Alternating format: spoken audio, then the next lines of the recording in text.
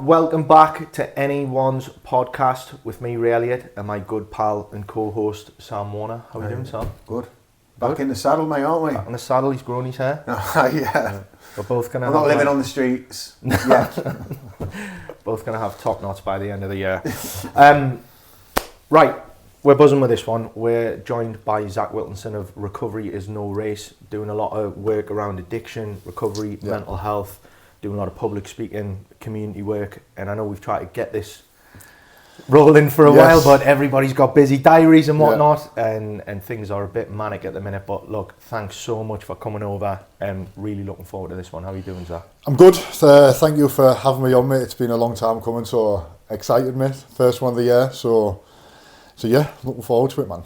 Yeah, got some big plans as well. I've loved following what you're doing, and there's a bit of synergy in you know where we want to go with this and what you're doing, and it's, you know, a lot of it's based around the northeast, and we'll get to that. But why we wanted to get you on as well, obviously we know you because we do work with you, and we'll get onto that in a moment around the public speaking and stuff. But I think your story, although it mightn't be unique in, you know, what's happening culturally, I don't think there's many people coming out and talking about it. Yeah. And I think it's a really, really important topic, particularly around the, you know, the world we live in at the moment, this digital era, comparing ourselves to things all the time. And I think there's probably a lot to do with that with your story. But do you want to give us a quick overview of who you are, what you do, what you're doing? And so my name's Zak from Middlesbrough. My background scaffolding, scaffold rope access, and always been into the fitness industry, always been into the gym, played football at a high level at a young age. So yeah, that's where my journey sort of started. Don't want to give too much away too soon, but yeah, that's just a quick little rundown of me and where I'm from, what I do. But big things to come, mate. Yeah.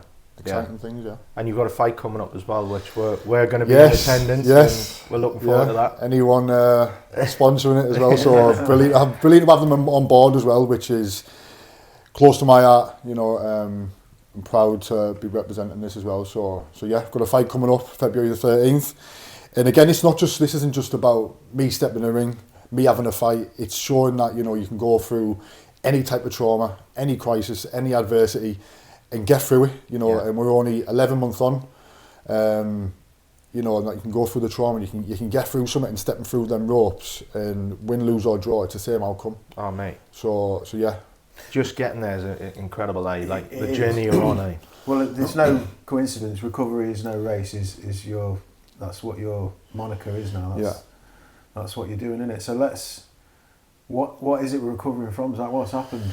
So we're recovering from a coma as easily and as quickest as possible. Wow.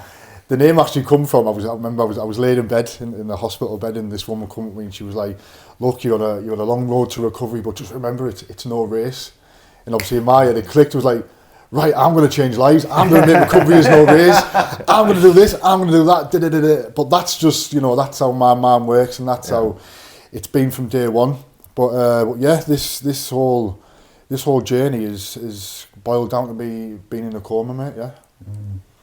Yeah, and I think for regular listeners, for people who follow the podcast or new people as well, the work we do outside of this, you know, for the wider part of our work, for the Lighthouse Construction Charity, you've mentioned you're a scaffolder, roofer, bricklayer. Yeah, just one of you. Just some. If you want any work done, we're the lads. But you joined us, sharing your story, talking out on site. That's how we've met, you know. And it's been an inspiration to us, and travelling the country, and we've been away recently, and we're down south, down into Surrey talking, and I've seen the impact of you telling your story of how you arrived in the coma, but also, you know, the speed in which you're back out on the road sharing your story, in the ring training, you know, like you mentioned, you know, boxing in a month's time. Yeah, is it a month? 3.5 weeks time, something. Yeah. Not like you're counting, eh? No, counting the days, minutes, everything. I've got to think that's ready to go just before the bell. Yeah. So that story's compelling when I've heard it. Yeah. So, and we've had people on, you know, talking about, you know, various addictions and recovery, you know, from alcoholism, drugs, gambling, and we know it's really a problem, you know, nationally, globally. but a big problem in the northeast. But yours, you know, what your recovery journey from is a little bit more niche, isn't it? It's like I say, it's one that we probably aren't really recognizing as, you know, in extreme an addiction, but it is, you know. It is, yeah. And it's, I think it would, like I say, it's right under our noses as well, and that we don't know too much about it. And you know, and the world that we're in and the society that we're in at the minute, it's always about the fitness and the health, and you know, having to look a certain way, present yourself a certain way, having to wear the right tracksuit or the right trainers, and you know, you've even got girls now walking around in a gym set and they haven't even been at the gym. But you get that with lads as well. You know, they've got the High Rocks trainers on, or they've got the best running trainers, and it's, you're sort of becoming this postponer, and it's becoming a trend. And that's what it was for me. It was a trend of having to look a certain way, be a certain way, act a certain way. You know, and even though I was thought, you know what, I'm finding myself here, I'm being fit, I'm strong, I'm looking healthy, but in here and in here, are absolutely two worlds apart. It couldn't have been any opposite. Like, the outside looked brilliant, you know, the 8-pack, you know, tanned to death and full of the tattoos, and you think, God, he's got his life, and he's got his life together. He looks brilliant, he looks well, I bet he lives a perfect life. And like we talk about a lot when we go away, that mask, it's... Man wasn't just a mask, man was a full-blown, you know, Superman suit.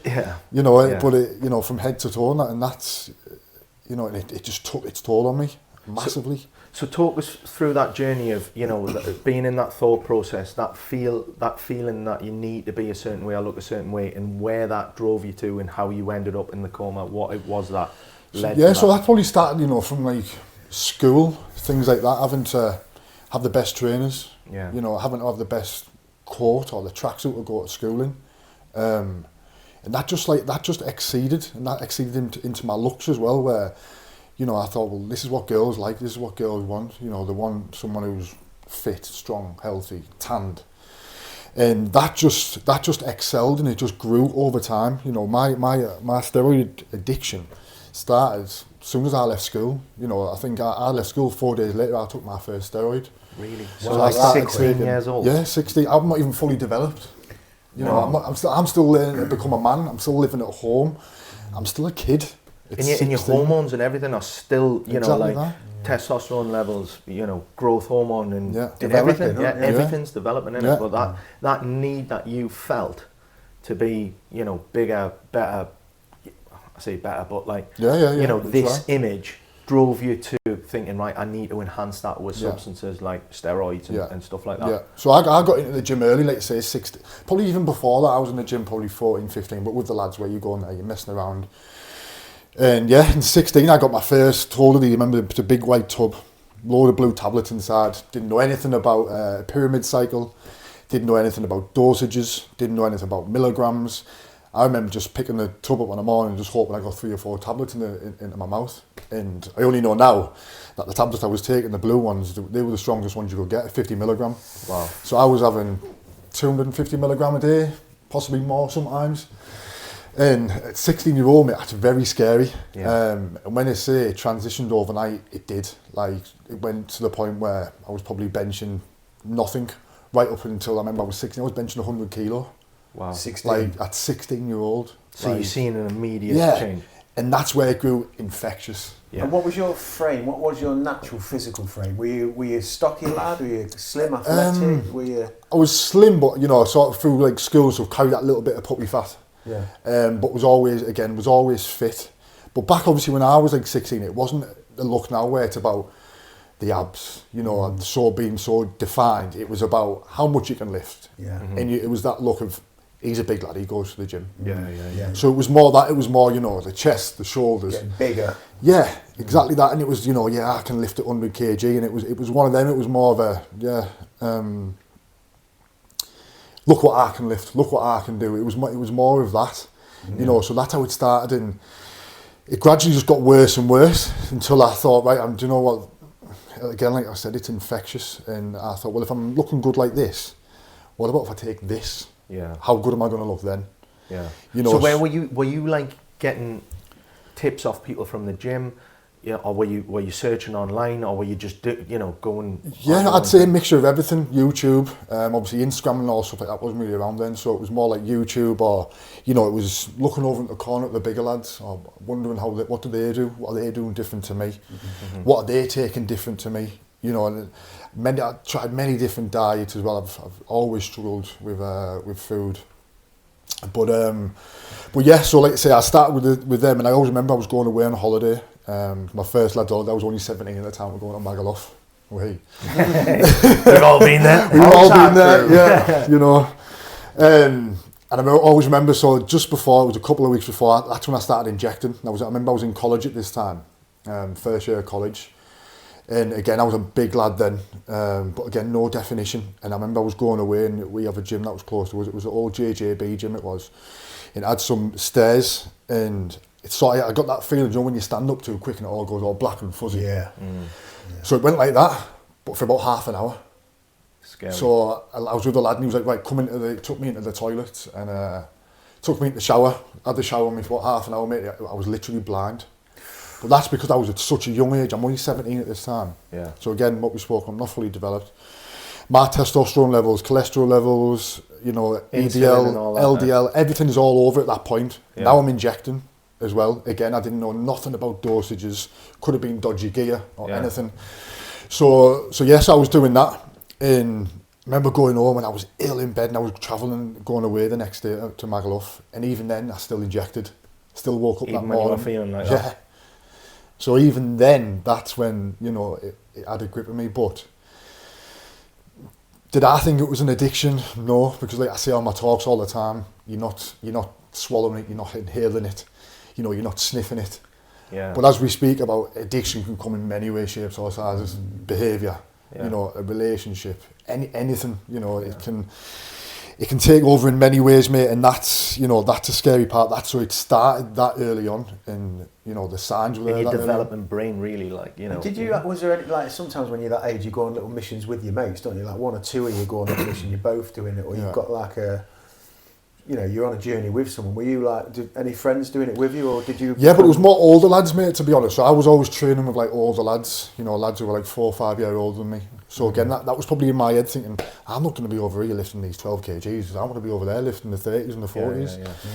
So yeah, I was always training, like I say, with older lads. So I was always ahead of my time when it come to like lifting and being strong.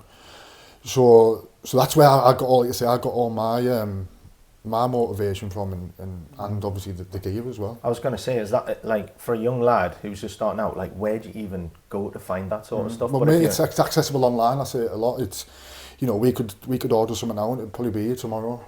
Really? And that's how accessible it is. You could probably walk into a gym, have a conversation with someone, and you'd probably be able to go at the back and get you, or you'll have a contact for who's got it. And yeah, and that's a scary side for me, because it's just so accessible. Even just going on Instagram and TikTok, I see lads on there all the time, promoting it. Take this, and this, and you look like that, and that. But I see it, and like how many times this photo being edited? They've probably starved themselves. Yeah. They're dehydrated. Again, like you're saying, it's. I think there's a rise with online sort of influencer PTs and stuff where, I mean, it makes sense, right? You're looking for clients, so you're twerking on Instagram for clients. And you're saying, look at this before and after, this is only 3 months. Yeah. But what are they getting them to do in the background, and how unhealthy is 100%, mate. And I was at that point, you have this thing called an online coach now. It's just basically a PT behind the screen, sending you a diet plan, you're doing weekly check-ins. And I got to that point that we'll touch on in a little bit. Man increased then over time, was on them, came off them. But when I was off them, mate, I was doing no, PCT, things like that. I was doing no blood work. So mate, like struggled early on with all the side effects, really. Is anybody close to you at this point thinking, this is, because you haven't identified as a problem, but is there anybody like, your family or your friends saying, what was that? I feel like this is getting a bit... Yeah, that's where I was going with that question of like, who in your kind of circle of communication and trust, who knew what you were doing, who were you able to confide in? Or? I'd say nobody, mate, because again, I didn't let anybody know. If people asked me and said, are you on the gear? Yeah, of course, I would never, I'd never hide away from it. But I wouldn't tell, I suppose it's like a gambler, isn't it? You only tell people about your wins, you don't tell them about your losses. So I wouldn't say, God, I was up all night last night, or I was, you know, I had a nosebleed bad last night, or I've got the shits bad, or I'm shaking because of all the gear I'm taking. But I'll go tell them what I just lifted, or what I've just did, or how many steps I've just done, or, you know, what personal best I've just achieved. So yeah, we had a couple of iffy times. I remember once my dad took me to the hospital because I had a certain situation again where it was going all fuzzy, but I was ill. Like, I was really, really ill in bed, throwing up, spewing everywhere, and it was down to some dodgy gear that I took from it. I was only young, probably about 18, 19 again. You know, so I was getting these early signs very early on, and they just weren't scaring me, mate. You know, injecting, blood would be pissing out, I'd hit a nerve. But in my head, I thought, well, I know that's got into me now. I know that's in there, so it's going to be working. That's deep. So you're not even getting like that shock of like, fucking hell, have I hit something I shouldn't have done? So the gains were outweighing, you know, the pros were outweighing the cons, 100%, yeah, you know, and I say it quite a lot, mate, that, you know, you, in my day, you could have said to me, right, take this, you're going to look like this, but it's going to knock 10 years off your life. I haven't even listened to that, what you've just said about that 10 year. I've just listened to the pros.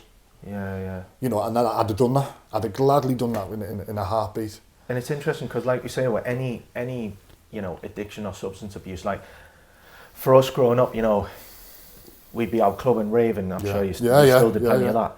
And you know, you get ease off someone that you've never met, and you wouldn't care. You would just be taking the night. And a bag of powder that's just come from. It could come from anywhere. And then I've mates who are having heart palpitations. You might take a funny turn, but you do it again the next day or the 100%. Next week or whatever. And it's exactly the same process, isn't it? Like, I think we've all indulged in really reckless behaviours, but still done it regardless of the consequences. So it's all that psychological side of things, isn't it? It is, mate, and that's and that's how it happened for me, mate. Just nothing bothered me, you know. But I was prepared to get. I didn't ever think, oh, I'm going to go into bodybuilding. I just wanted to look the best on the outside, and I didn't care who I was hurting, and I didn't care who was in the way, and I didn't care if I was even hurting myself. And that's a scary side, because, you know, when I was in all of this mindset, I was such a selfish person, so selfish. What is that like now, Zak, to look back at that mind, when you try and put yourself back in that frame of mind with the journey you've been on? What is that like? Do you recognise yourself? Nah, I don't, mate. I don't. I like to look back at it as a reminder to think, you know, like, look what you've got. You know, I've got Chloe at home, I've got Saint, and mate, I lost them. Like, I lost them because of my addiction, because of my selfishness. But I say it all the time, like, I was so selfish, but now I'm selfless. And I say it so much. And perspective for people as well. You said 16 when you started, 10 months out of the coma, you're 32 now. That's half my life on the planet you've been doing that. So half of my life under the influence of something. Wow.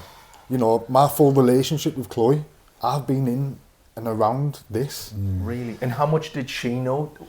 Again, not a lot, mate. She knew I was taking things, of course she did. We live under the same roof. But she didn't know a lot. She knew I was taking things, but, you know, it was all, mate, like I say on my talks, mate, I was doing 49 tablets a week and 17 injections a week. That was minimum, because then I was taking tannin injections as well. You know, so I was doing at least 17 injections a week. Wow. You know, jabbing every single day. 49 tablets a week, and, you know. And so when you say tablets, were these like steroid tablets? I was doing, I'll go through a little things I was doing. I was doing Anavar, clenbuterol, metformin, Proviron, T3, T4, growth, test, tren, Masteron. I think it worked out about 14, 15 different components that I was taking, mate, And is that normal in the, like, bodybuilding world for them? Is it? And that's the scary part, because you don't see none of that, do you? You don't see none of, you know, what they're taking. And again, then what come with that, all, like you say, all the meals. I was doing 6 meals a day. I carried a pair of scales with me 24/7. Did you? I carried a notebook with me 24/7. Of what you were eating? What I was eating, how many steps I got in. Constantly looking at my watch for how many steps. Like, I suffer with, like, fixations. So, you know, if I looked at my watch and it said, like, you've burned 1,874 calories, I'd be like, right, I need to get 19 or 2,000. And I'd stay up late. I'd walk up and down the stairs to get them in. I'd do a couple of press-ups. you know, whatever it took, you know, if it said so many steps, I'd say, right, I need to get to that number. And that's a difficult thing with that sort of mentality, isn't it? Because it's trying to temper it for the good, because having a mentality where you want to be the best and do the best can be really helpful in life sometimes, and it'll but get there's you... a certain line where it becomes obsessive and compulsive. Yes. And that's the scary part of it, mate, because that's where we can be. We all want to go to the gym and we all want to look fit, but then when does it get to that point when it starts being scary? Is there any examples of that in your pre-16 life? Were you, like you said, you played football at a high level? Were you like dedicated to football in a way that was up and beyond? Was there parts of your personality that had exhibited this, or did this come around on the journey of getting bigger? And I'd say on the journey of that, because like I say, I can't remember when I was young like that, but I say like dieting from a young age, loads of different diets. I do like the egg diet. Constantly just eating eggs, you know, like I was thinking. My wife probably thinks I'm on that. So even just like say little things like that, where if that's why I've got to be so careful now. If I put my head to something, then I've got to be really careful. And Chloe has that, because she's then now like, well, you're doing the boxing, is that going to turn into bodybuilding? Yeah. You know, are you replacing one thing with exactly another? That's the exact word she said, mate. And how do you feel about that? I've got to be careful, because I'm wary of it, because, you know, as soon as I started boxing again, it was like, I've got to have the best boots, I've got to have the best gloves, and it's not just one pair of gloves, it's fucking 4 or 5. So but I've got to be very, very careful with it, mate, you know, like going out for a run, all right, you want to do 5k, but then you end up pushing it to 10. You know, and I've got to be still careful, because I'm still on my road to recovery as well. That's a journey, isn't it? You know, it is a journey, and again, we speak about it, don't we, about the ripple effect, and you know, it's who you hurt on the way, because I hurt a lot of people on the way. And you know, and if having to rebuild them relationships and that trust, that's tough as well, mate.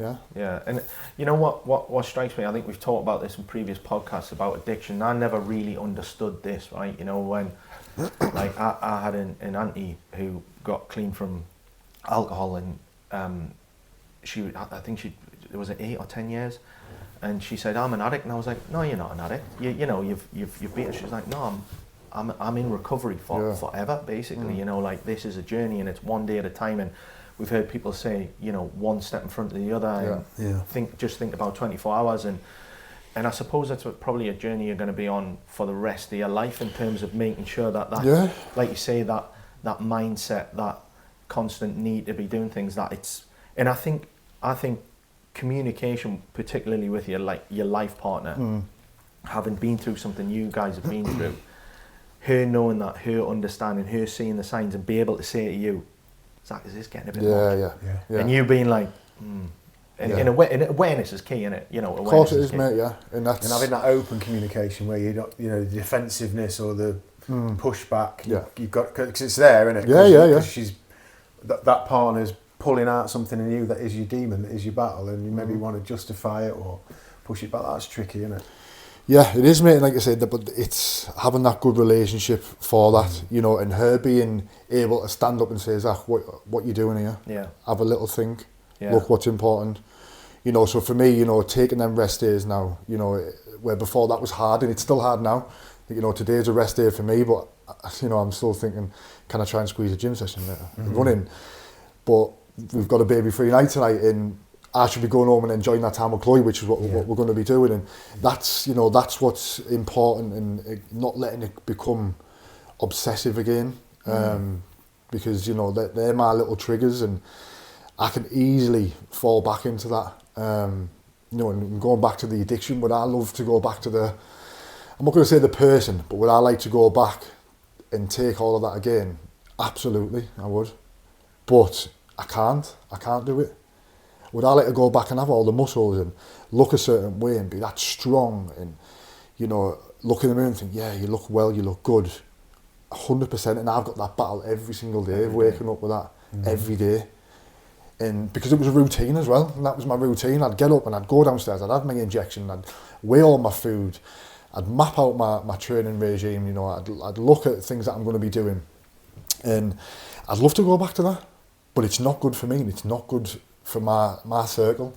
it's a bit of an oxymoron, isn't it? Because, you know, when you look at people who are in really good shape, right, and like you say, they're talking about macros, and you think, wow, this person really cares about the health and how they look, and, you know, they're on a journey. But like you say, it come with that total reckless side where I'll take anything, and regardless of what it's going to do. And for you, it nearly costs you your life. It costs you everything. Health, and it doesn't. It takes over your life, mate. I'll be allowed a cheat meal. So my cheat meal, I wouldn't have a meal because it was that hard getting them 6 meals in a day.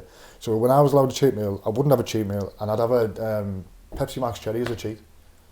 Like, that's how above and beyond it went. Me and Chloe go out for a meal, and I'd be sat there with a Tupperware box of chicken and rice. Really? Stuff like that's how excessive it got, you know, to the point, you know, when I said I was carrying scales with me 24/7, you know, writing down how I felt after meal one, how much sleep I got, how many steps I got in that day, and it was just so regimed. The residual kind of effects of your desire to do that thing, how that's affecting your relationship, how you are you present, like you say, imagine being out with your partner and you've got a fucking Tupperware box and you're precious about what you eat and what you touch and what that does to the environment and the people you're with. And something you've said on the talks I think is really powerful that I've picked up on was not just recovering physically from the coma in your body and recalibrating your body, but like, as we just said, you were 16 years old, half your life in a mindset, in a whole chemical, another place completely, to then now readjusting. You're working away a lot, to now being with your partner, with your son, adjusting to who you are, not Superman, not Super Zak. Now you're Zak who's adjusting and getting to know Chloe, getting to know 100%. You and Saint, and being in the house and being around. Like, that's an enormous journey. Yeah, and again, it's a big journey for both of us because, you know, I worked away a lot. I was doing like 8, 9, 10, 11, 12 weeks at a time. Coming home, scaffolding, and I was out in working abroad in Israel. And coming home, sometimes I'd be home for 2 weeks. My bag would still be in the same place where I left it. In getting used to spending that much time together now, you know, me not being on all of these things, it's that, like I say, that's been tough in a journey in itself, you know, because it's not just me finding myself, it's Chloe, she's finding herself and she's trying to find the new me and get used to the new you too. The new us. It's, you know, it's who like are we now? We're starting over again. It's like we know everything about each other. We've been on the journey, we've had sayings, but then it's like we're reliving everything over again. We're sort of starting fresh. And as challenging as that can be, it's a beautiful thing as well. 100%. You know, how many people get to have that 100%. reset, that restart? And, you know, she could have. We split up just before my coma due to all of this. So you did lose him. So I lost him, you know, and do you know what? And as horrible as it sounds, I didn't care because I was just on this journey of me, this self-destruct, you know. And I say, like, I was trying to find myself, but I was losing myself in the process. And you know, and the fact that she was there at my bedside and she's been there ever since, like, it just shows that behind every man there's a beautiful woman, isn't there? And that's what she is, you know. And me going away all that time, who was bringing Saint up? It was her. It was her who's made him into the little boy that he is. Yes, Dad was coming home, but he wasn't present. He was home for a couple of weeks, and you know, then the person that I've seen the three of us grow into, the family that we've grown into post coma, it's magical. It's crazy. And you know, the fact that you can see that for what it is and talk about it and accept it, because a lot of people, you know, that's a struggle with recovery and addiction is coming to terms with everything that was impacted, and being able to admit it and go, you know what, I wasn't there, I wasn't, you know, I was there physically, but I wasn't there. That's an incredible thing, and that is, I think, is a big step in anyone's recovery and being able to move forward. But, you know, there's something I've noticed recently, and we talked about this, right?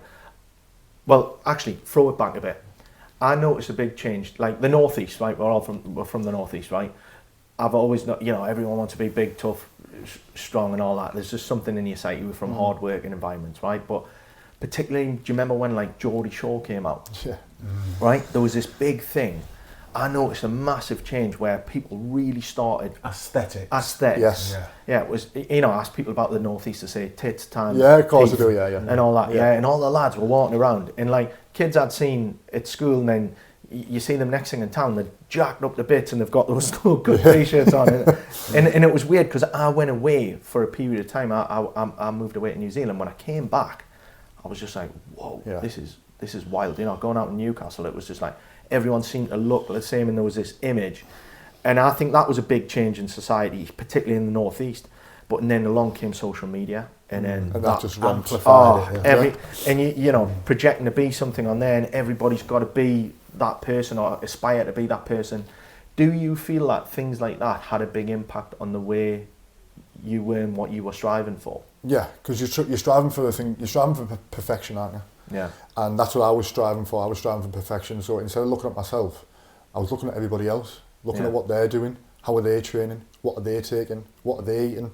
Yeah. So then you're following what they're wanting to do, when they're probably following somebody else, what they're looking like. Yeah.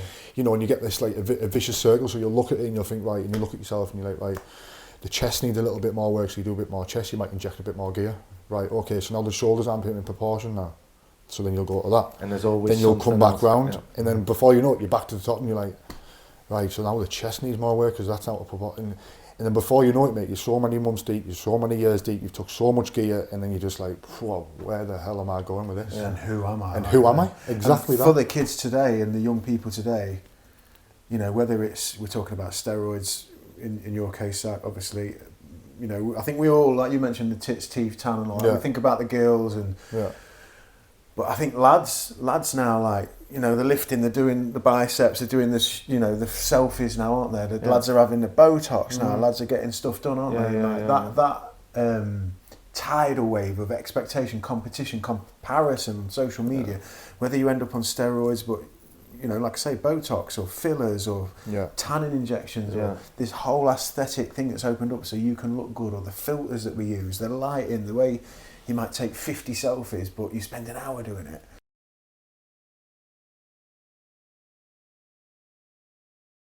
Like it, and that's... And it's becoming a normality, isn't it? That's normal in society today, and it's... Like, we were just talking about this the other month, so there's a gym just around the corner, there's a sauna in there, right? And what I've noticed is, you know, like when we were 14, 15, 16, 17, it was all about who could drink the most, get you know, raves and all that. Yeah. But now these kids aren't even doing that. There's a whole new generation coming through that aren't drinking, aren't going out, aren't doing that. And on the face of it, you think, wow, that's great, they're really looking after themselves, right? But I was party to a conversation, well, a couple of conversations in the sauna. So these young lads were in, they couldn't have been older than 16, right? And all they were talking about is, oh, did you get that new thingy? Are you taking these supplements? I got this thing from Thailand, da-di-da-di-da. And they're all like ripped young lads, right? And this is Friday night, by the way. They're in the sauna. They're not out, they're not out getting off the nut, right? But and then one of the lads come in, right? And I'll be honest, he was built like that lightning pole. He was built like the side of a fiver, right? But he comes in and he goes, oh, blah, blah, blah. And he's like, I've been on this cycle, right? And I'm thinking, back to 16, I didn't really know, like, even when you were mentioning some of the steroids out, it was like you were talking in foreign language, right? And he goes, oh, there's such and such at the gym, and they were like, oh, is he getting you? Yeah. And he goes, how much are you taking? And he said, right, and I didn't understand, but this kid goes to him, that's wild, mate, like, you're taking that much. And he goes, are you, like, doing 6 weeks on? And he goes, no, I've been on it for, like, 18 months. And I'm thinking, and they're like, bro, you want to be careful with that, you know? And I'm thinking, these are, like, young kids, but I'm thinking how much of this is, you know, and that's why I want. There's a certain stat that I've seen. It's over 40% of people that go to the gym have either seriously considered steroids or took them or on them. And when I say consider them, it's like, is that the male population? No, that's all of it. Everybody, because it's huge in women as well, mate. Because you know you're getting these women do these bikini contests now, mate, and they'll be taking, you know, a supplement. Still comes under like a fat stripper, an illegal fat stripper, such as your Clen, your T3, your T4, your metformin, Proviron, all that type of stuff. But then with all that as well, though, then what's that leading to? It's then leading to like eating disorders, body dysmorphia, which I've been both diagnosed with eating disorder, body dysmorphia. Yeah. First time I'll admit this, actually got diagnosed the other day, and we'll have a chat. Anorexia. Really? Wow. So I got diagnosed with anorexia last time I went to see my counsellor. And for me, I was like, nah, Because I don't look like what exactly what you've just said. Yeah. That's the words I just said was, I don't look, and we pointed at a chair, I don't look like an anorexic person because they've got no muscle, they've got no fat, and they went, okay then, so what's their thought pattern of food and thought process? We were away last week, I done 8 salmon Caesar salads in, because I know that was the lowest thing on there for calories. And I'm thinking in my back of my head, well, if I eat that and I don't eat this, then I'm not putting that weight on. So this is the conversation I was having with my counsellor. And so she was like, okay, so you don't eat fast food. She said, so speak about when you did have that pizza the other week. So I compensated, done like a 48-hour fast, had the pizza. I had a couple of biscuits one week with a cup of tea. I didn't eat the full end the next day. Or I've done some extra running or this. So that it's the thought process, it's the cycle, Well, it might not look like that, but it's... I think that's the message that's underpinning this for me. When you talked about how dedicated you were to it and like going up the stairs, rounding up the numbers on the steps, you know, like what's happening really is it's a psychological thing, isn't it? It manifested in steroids, or for me, it manifested in drugs. And you've got a similar story about drugs though, where you are in some place and you're like, well, they're injecting, I'm not. They're the ones with the problem. Yes. Well, totally. No, you're taking the same drugs, and I think Jimmy McCrory had a similar thing. He went to NE, wasn't it? And he's looking around and he's like, I don't look like these people. I'm 20 stone geezer, like, and they're injecting stuff. I'm not doing that. I'm just smoking it, and I'm not like them.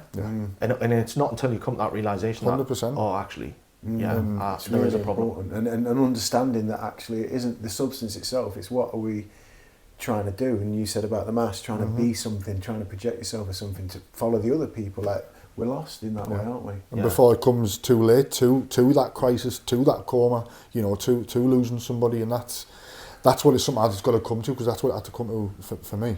Talk us through that.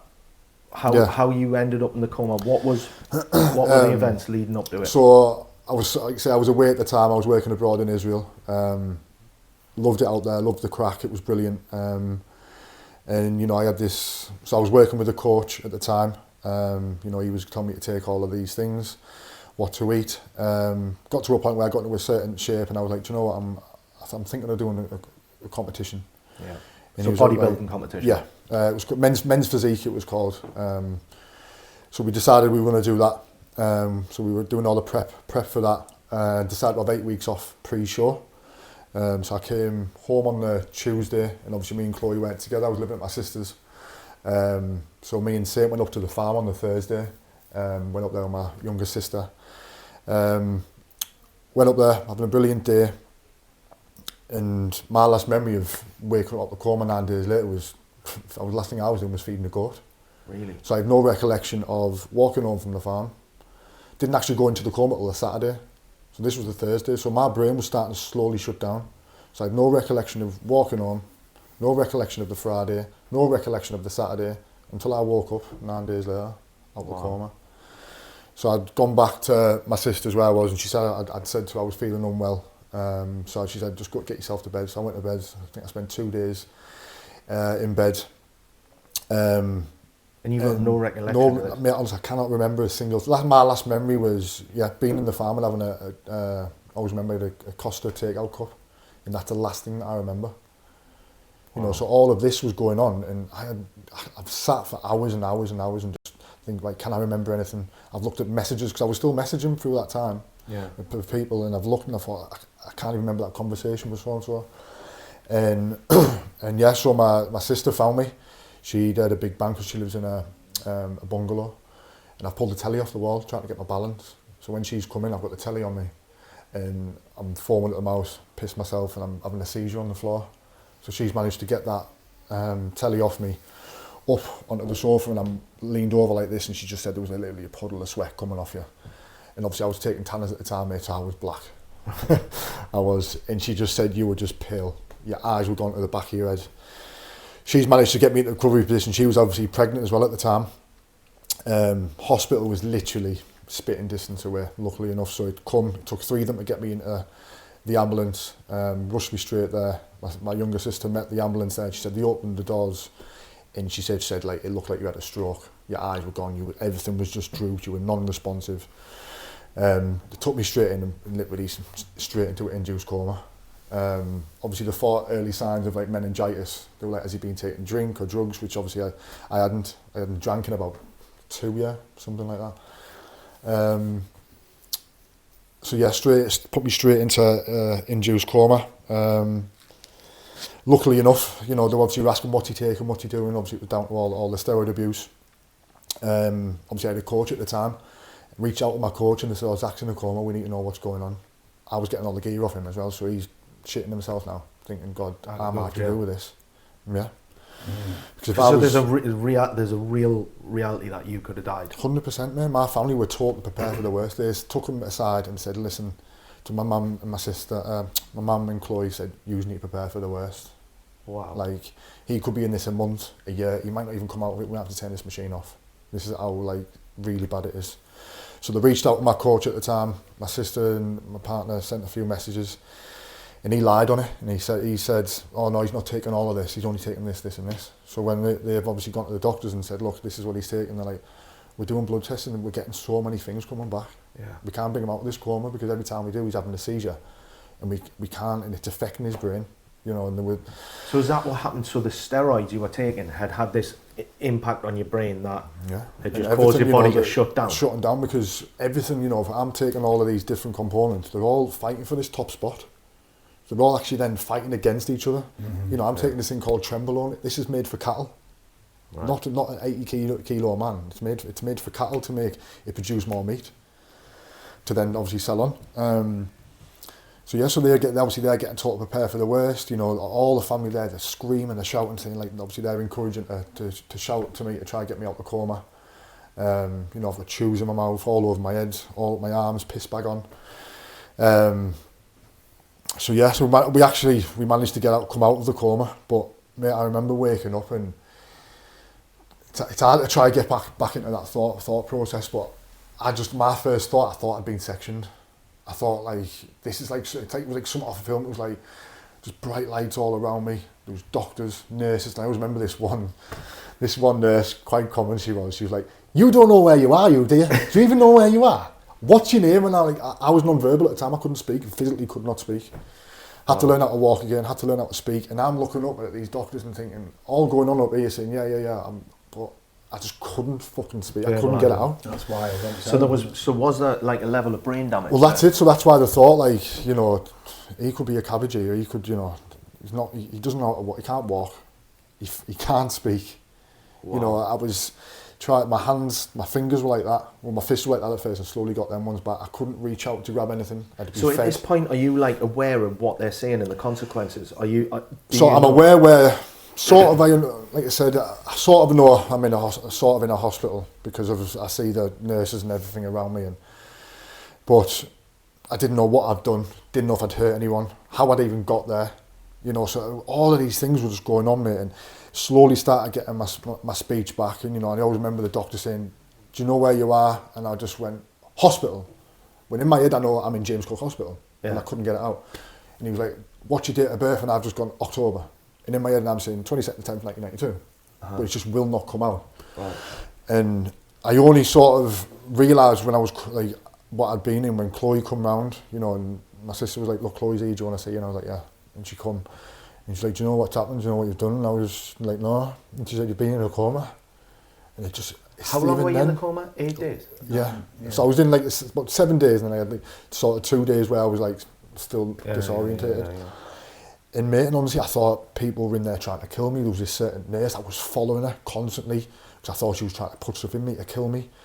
There was this bloke in the corner. He had a proper, really strong, posh voice. And obviously, I was going delusional, mate, and I could only ever see under the curtain. And I seen 2 hooves. So, mate, I was going psychotic. I was losing my brain. Wow. And in my head, I thought I heard him slice his own throat and blood part of the floor. And I remember like sitting out of bed screaming. Yeah, that sounds terrifying. Mate, the thought process I was in, I was just like, I was so petrified. I thought, what the hell is going on? And then after that, I couldn't sleep as well because my mind was just going overtime. And I remember just looking up at the clock, and this nurse said to me, she went, "You just keep looking at that clock, don't you?" And I was like, yeah, I said, because every time it goes an extra 15 minutes, I'm going to close my eyes and try and go to sleep. But I was scared to go to sleep because I thought I was going to die. I thought, if I go to sleep here, I'm never going to see my family again. So I'd think, right, I'll close my eyes, count to 100, and my eyes would open. And I'd just do that for hours and hours, and that turned into days. They were giving me stuff to try and put me to sleep, and it wasn't working because I was that psychotic. Really? My head was just gone. I thought there was like a robot across from me in a bed. And I was, you know, and I'd come out of hospital and I was saying, hey, do you remember that bloke there with the hooves and all stuff like that? And he was speaking to him and probably slit his own throat. And they were like, that didn't happen. I was like, it fucking did. It did. I seen it with my own eyes. I seen it there. Like, it was one of them moments where you're like that and you're like, I was watching him and listening to him for hours and hours and hours and hours. And it just, and you know, they were like, he's losing the plot here. Oh, mate. You know, brain's just trying to... Mate, trying to figure out everything, how I've got there. I'm trying to find these 9 days. And somehow when everyone's life was going on, you were just going to work, you were doing your normal thing. And I'm just laid up in a bed in the coma and trying to come to terms with all that. And, you know, and then them just teaching me how to walk, like holding my hand, trying to get me to walk around. And just, mate, it was just the most craziest experience. And like, it was just, it was mad, and it's hard to try and... Terrifying, that's what it sounds like. And that's what what not just for you, but for everyone. It was terrifying, and you know, and having to be like, Chloe having to push me around in the hospital in a wheelchair, and every single person I seen in there, I was like, I was talking, saying to Chloe, I said, they know about me, they know what I've been through. They know me, I know them, I know them. And my head was like completely gone. And I remember being so then they moved me to a ward after that. And there was a lad in the corner, and I kept peeping on the curtain. I was like, he's going to kill me. He's going to kill me. And I was trying to rip the thing out of me. I was trying to pull these. And I said, get me out of here, get me out. And they had to put me in a room on my own for my own safety, you know, and other people's safety. Because I was just gone that far in my head. I thought I was there, I thought I was having an operation. I was shouting at the nurses saying, my hands won't release. How are you going to operate on me if I can't do that? And like, obviously they're having to go along with it because they're dumb as it. Like, no.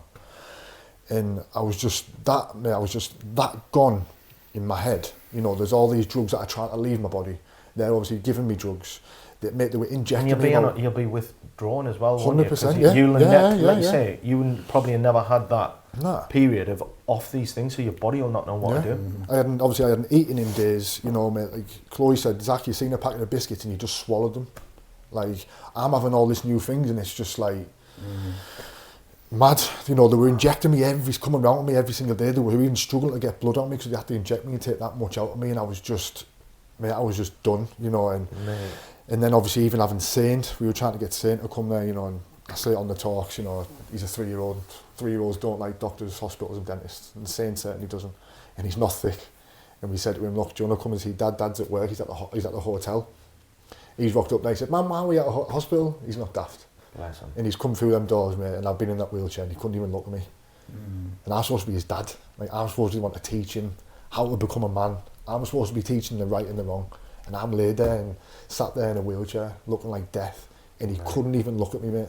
Spoke to all my family and he just walked past me, I wasn't even there. And it was just like, I remember, and I just said to my sister, wheel me back to the room, and I just broke down in there.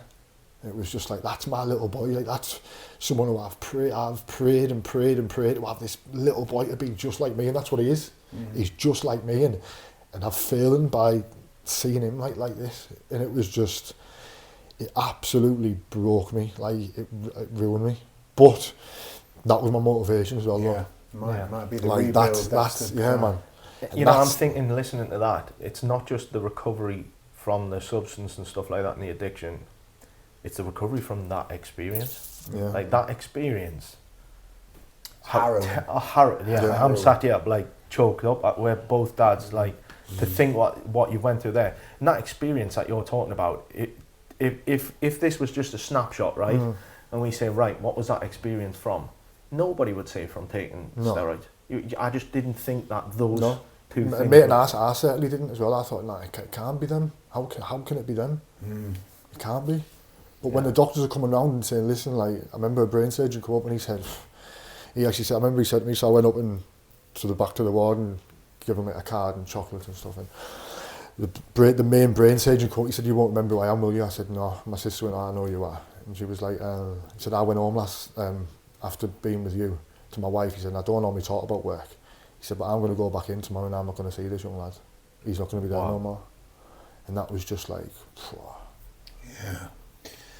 Nothing more affirming about life than a moment like that.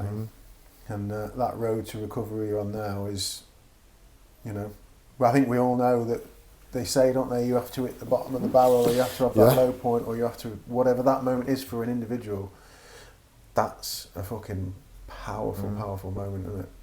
It is very powerful, and like you say, but this is why we do these type of things, to show that we're not invincible, because I thought I was invincible, you know, like I say, I looked brilliant on the outside, but, you know, on the inside I was falling apart, and like I say, even coming out of the hospital, that was just the start of the recovery then. You know, I was having medication to get me to sleep, medication to keep me asleep. I was waking up screaming. I remember just laying in bed and I was back there, and I could hear that bloke's voice for weeks and weeks when I was at home. Well, it's trauma, isn't it? It's like, has anybody ever explored that it might be like... Yeah, of course, like there's obviously like PTSD, they've said things about that, like say fixations that I suffer with, like even now that I'm not even allowed to even have the Apple Watch, because when I was laid in the bed, even though the Apple Watch wasn't on me, I kept doing this. Yeah, just habit. Yeah. And Chloe was like, what are you doing? I was like, I don't know, and then she picked up and like, she realised, she was like, you think you've got your watch on still, don't you? And I was like, yeah. So following on from that, what's been the advice from the doctors? Have they said, look, you're not allowed to have anything that you were taking, and is that because of your body, or is that because of the addiction, or is it the effects? What is life look like? I'd say that's a mixture of all three. So, you know, they said another steroid would kill me. Really? They said that, yeah. And then obviously it's the addiction as well, you know. Testosterone is low. Could I go up on TRT? Yes. But then that's just a trigger for me, isn't it? It's just a substance in your body. Yeah. You know, me injecting myself, that then becomes addiction. Towards of course, it's always, I'm all right, I'm going to the doctors, I'm having this. Yeah. But then what am I doing beyond that? Am I then going to go and see someone and say, oh, can you get me this? Yeah. And that's where it starts. So that's another way, obviously, around it and about it. But, you know, we've got things in place so that I don't slip back into to that person and that addiction. And it's learning to fight them demons every day, isn't it? You know, by doing things like this, by going away and talking. I can't then go home and shot another needle in me. And then go away and preach about all this that we're trying to do in this good welfare. So, you know, I do these things like this more, you know, to help people, but also as a selfish part as well, to keep me on the straight and narrow. Yeah, for sure. Yep. So yeah, mate, it's like you say, are we going to be on this path forever? Possibly, who knows? But as long as we keep doing this, we're going to be helping people on the way by doing it. And I was just going to say, for any young people, any men, women watching now, that you know, coming back to the aesthetics, how we look, the levels, the things we're going to, the foreign chemicals we're putting in our bodies, like being imprisoned, trapped in that journey of what other people think. You know, I think it's worth considering, like, where it can end up. Yeah. Or anybody, you know, with friends or family members where it's maybe not seen as such a, you know, because maybe they used to like drink drugs and they've turned to something else, but just how damaging that actually can be. And it's not just obviously the people who's taking it, is it? It's everyone else who's affected. It rips through everything and everybody. It does.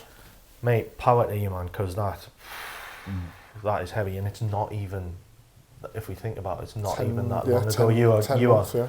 You're going through all these things and these stages and these chapters of recovery, and being able to do that as well as going, actually, I want to try and help other people. Power to you for that, man. And, you know, like I say, there's some synergy in what we're trying to do around the Northeast and building communities and whatnot. And we ask everybody that comes on this pod, we ask them a couple of questions. And one of the big drivers for us with this was love the Northeast. We're already working, you know, doing the work we do, but we're doing it all over the UK and Ireland. But we look at the Northeast, and when you look at, you know, mental health and poor mental health cases and suicide in the Northeast, it's absolutely terrifying. The numbers are so high. And we're trying to ask people, like, why do we think that is? Why do you think it is that this region is struggling? Again, I think it's all, you know, you're having to look this certain way and be this certain person. And you know, I think you're getting wrapped up in so much, you're getting yourself caught up in it so much, you forget about who you really are. Yeah. And then you're that far deep, you've got to keep going with it, and they've still got to live up to this person of being this big, strong, tough guy when really they know that they're suffering inside. And they don't want to reach out because then they're going to think, he's the biggest, fittest, strongest, hardest lad I know. And you know, and it's, again, it's like we always come back to that stigma. And you're living up to somebody that you're not. And we've talked about this, and it's another side of the coin of being from the northeast, because partly where you're from, but it is part of your identity, right? You become a product of your own environment, don't you? But like wherever I've been, it's like, oh, you're a Geordie, you love getting on the drink, you love partying, right? And then you've had to almost like go along with that. It's like that stereotype, isn't it? And I think there is definitely a lot of that exists in the northeast, where because you're from the northeast, you've got to be this certain what everybody else sees of you. Big, colourful character. Big, loud. Loudest one in the room, mate. Yeah, exactly. Yeah. And that's what I was. I was always the loudest one in the room, the best dressed. You know, I'd be rocking up to site and I'd be smelling $1 million. Like when really I was not that person at all. Like in voices like yours, particularly the younger generation that maybe are going down that route for whatever reason, and saying, look, you know, this is what I projected to be on the outside, but this is how I felt on the inside, and this wasn't me. And being comfortable with that, and you know, teaching particularly young men about, you know, the perils of their actions, and every action has a reaction, right? I think that's super important, and I love the work you're doing. The other question I've got is, what do you think is sort of one of the main things for you that's helping with you and your journey and your mental health, and what could we maybe do more to support people? So obviously my family 100% is my main thing. Speaking a lot more, where, you know, I could, when I was working on site, I couldn't even read a toolbox talk in front of 6 lads. Where now obviously we're going around the country, we're doing it to hundreds and thousands of people. So that's been what's massive for me. Speaking about my journey as well. Speaking about my struggle. You know, at the end of the week when we go away and talk, it's tough.